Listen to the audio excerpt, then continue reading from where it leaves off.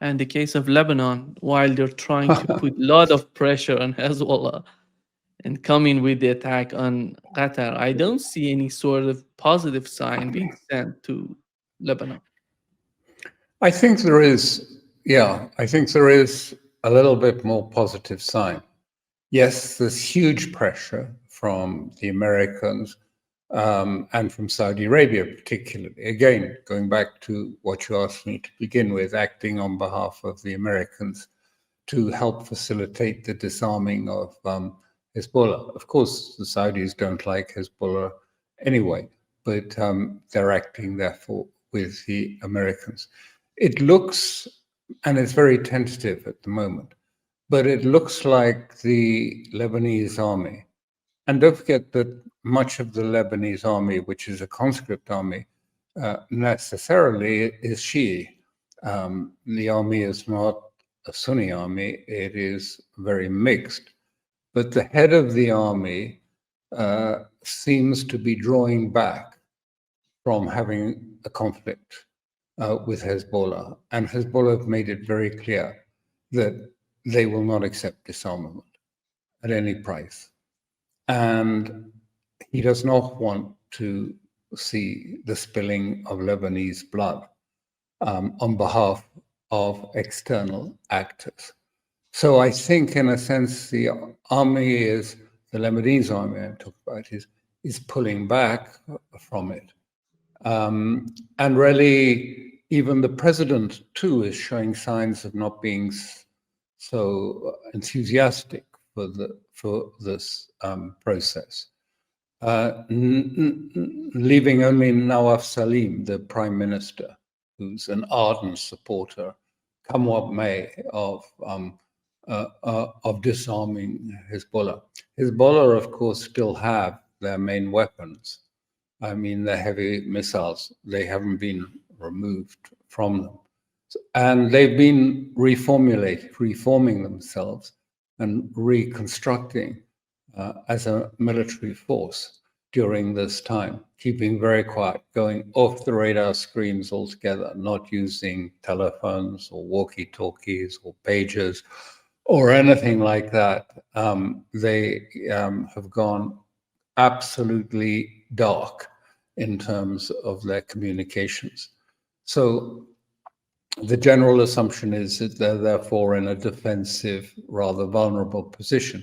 But I would put a question mark on that. I don't think that Hezbollah is necessarily at all in that. I think they have been preparing, reconstructing themselves, rearming themselves, and preparing against the possibility of a conflict, which it would always be possible if, for example, there is a further round of military action against Iran. It would be quite possible that then either they would be brought in. I remember years ago being told that the base calculations of the United States was before attacking Iran, they had to attack Lebanon and Hezbollah. That because they needed to be destroyed before attacking Iran. So I think that Hezbollah is looking at that and thinking about that quite carefully. But at the moment, it's very tentative. And I'm not suggesting it's over at all, but I'm just saying there is some signs that even the Americans don't want to go into a civil war in Lebanon. And I don't think, they're looking at the mess that is in Syria. And I don't think they see the idea that, the so-called forces of Giuliani and Nusra are really capable of going in, even with the support of Tripoli in the north of Lebanon, to disarm or attack Hezbollah. Hezbollah is a formidable fighting force, and what's really happened in the wake of this is that, yes, there was a big blow when they lost the leadership, but now it's in the hands of sort of 40-year-olds, 35 to 40-year-old Hezbollah. And they are, I mean, I met many of them when they were younger in 2006, when I was in the South during the war of 2006. They're hugely impressive military commanders. They were very young then, 21, something like that, but very competent, very well trained, and very full of, energy, very controlled energy, disciplined, controlled energy. So now they're in their 40s, and now they will be more mature, and they will be in command. I don't think you should sort of fall into the, I'm not talking about you, but others fall into the rather lazy assumption that Hezbollah is sort of licking his wounds and is feeling defeated. I think that is correct, and we may see the proof of it in the next period, and then we will be able to see whether or not that is right. We had Iranian foreign minister in Cairo signing an agreement with IAEA, with Grossi, the head of IAEA. Many people are criticizing Iran because of this. And what is going on in the mind of Iranians, in your opinion? I thought you'd ask about that.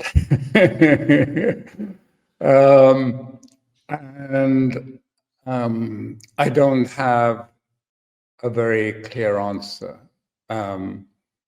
The optics are clearly pretty disastrous. I mean, to see the foreign minister shaking hands with Grossi, the Secretary General of IAEA, whom they have accused of effectively providing the information necessary for the 13th of June attack on the nuclear scientists to Israel, as long as together with other information gathered through their AI structures in IAEA. I think that the background to this, in a sense, is what you saw happen in Jianjing with the SCO, the Shanghai Cooperation Organization there, and the meeting there chaired by Xi and Mr. Putin and Modi. And one of the main results out of that meeting was a very strong tripartite statement that came out, signed by the three foreign ministers, saying that any snapback of sanctions on Iran are procedurally flawed and illegal and cannot proceed. And I mean, this is tough language in a formal statement to the Secretary General. It's not clear that's enough to stop it happening, the snapback, because the E3, the European three, Germany, France, and Britain, who are still in the JCPOA, when they initiated the process for snapback, they did it, I think, on the 28th of August. And they have 30 days before it takes effect. Unless there's a change, it will automatically come into effect after 30 days. Why then the great rush to do it at that time? Because on the 1st of October, Russia becomes president of the Security Council. And that doesn't mean there's a veto on it. There isn't, can't be a veto, but it does mean that Russia and China can perhaps act procedurally, not in terms of veto, but procedurally to delay or even disrupt that process. But it's by no means certain. I think the prospects at the moment are that snapback, we've yet to see what is the E3 reaction to the negotiations between Iran and the IAEA. And we've yet to see exactly what it entails. Of course, it's being spun in the West that, the IAEA is now going to go to Fordo in Isfahan and everywhere and poke around there and have a look at the enriched uranium, and that will reinstitute the sort of inspection mechanisms. But I think that is unlikely because Parliament has already passed an act which controls very closely. In fact, I think there was a lot of criticism in Parliament that there should be any further dealings with the IAEA.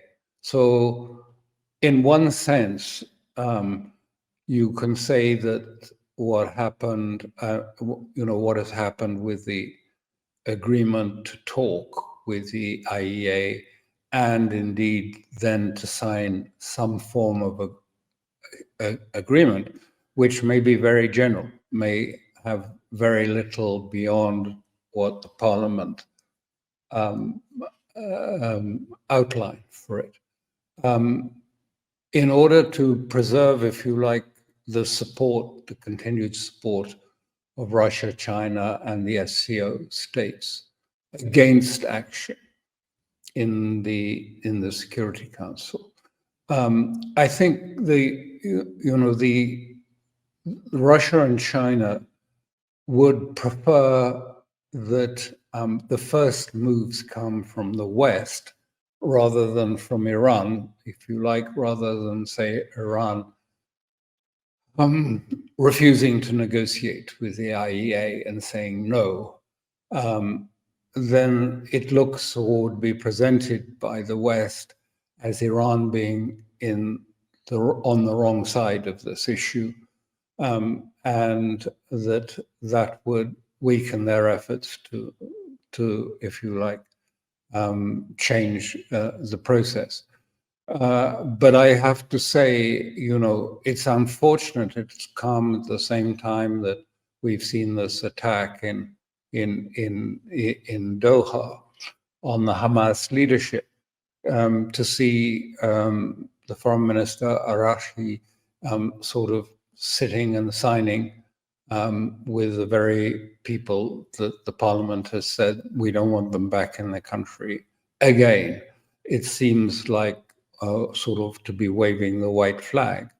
However, I think you've got to see it against the broader context of what is the geopolitical process and the support that Iran requires from the SCO members. As I say, at the end of the day, we don't know, but my guess was that this will go ahead. Incidentally, and I've written about it, and you can find it on that Substack that Nima just mentioned earlier. But when he first was inaugurated, Trump wrote this presidential, what was it called? Memorandum, a national presidential memorandum, which implies that it is legally binding on the entire administration, legally mandatory. And it included all the usual things: no nuclear weapon, no missiles, the end to the proxies, what he calls the proxies of Iran around the region. But it also instructs the Secretary of State to ensure that snapback is initiated and that Iran is made to bear the full consequences of its, if you like, abuse of the JCPOA, if it's failure to comply with the JCPOA. So it's been there from the beginning. And if you read the memorandum, it's like if you like, a blueprint for war. I mean, there's no sort of concessions. And so I think this is one of the difficulties Iran is facing, one of the problems, because in the light of what's just happened, in the light of what we've seen across the region, for those who are talking about diplomacy and negotiation with the United States, I mean, it seems a chimera, because it's quite clear the United States, and if you read that memorandum, you'll see, I mean, it's it's not looking for a negotiated outcome, the United States or Israel. It is looking for capitulation, complete capitulation, and willingness to, if you like, leave itself, Iran, to strip itself naked of any defense systems or any self-defense, or else face military action. So I don't think that, the signs of that should be, the signs of talking with the IAEA should be interpreted necessarily as Iran is going to, if you like, concede towards the West in any way. But I think it is, if you like, a necessary tactical implementation. But I think there's a very clear understanding in the leadership of Iran that it's likely snapback sanctions will be implemented, and therefore quite likely is that Iran will leave the NPT, and therefore we will be in a crisis before very long. And one of the strange things is quite paradoxical is, until the 13th of June, the Israelis' narrative was all the time was saying, this is the opportunity, this is the window. Iran has never been weaker. All its proxies have been disarmed or damaged or been decapitated. This is the window we can go in and we can attack Iran, and we must take advantage of the window. And what happens now? Well, Iran, there was a report by the INSS, I think INSS, which is a sort of security NGO in Israel, saying, well, the 13th of July didn't weaken Iran at all as expected.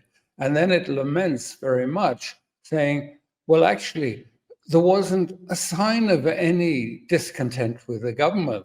This is the Israeli document. There wasn't any sign of, and they lament and said, unfortunately, there was no sign of any sort of disquiet against the government in the wake of the 13th of June and the subsequent action against Israel. It didn't happen. And then it comes to the logical conclusion, or illogical, as you may choose it, to say, nonetheless, there must be regime change in Iran, full stop. That was how the non sequitur follows through. No, it didn't work. Is there any reason to think why it should work next time? No. Nonetheless, we continue to do this. So what they're saying now is, paradoxically, actually, Iran is getting stronger and Israel is getting weaker, so the window is smaller and shorter. So it's just the opposite of what we had, a few months ago, that the window was short because, Iran was weaker and Israel is stronger. Now it's changed and it's saying, actually, Israel is weaker and Iran is stronger, so we better get on and do it quickly. So, I mean, that's where things stand on that talk with the IAEA. It's a complex exercise, but I think the key thing is that is understood in Iran, and I think the bottom line is Iran is busily preparing at full speed against the prospect, which they don't want but will accept if it comes, of war.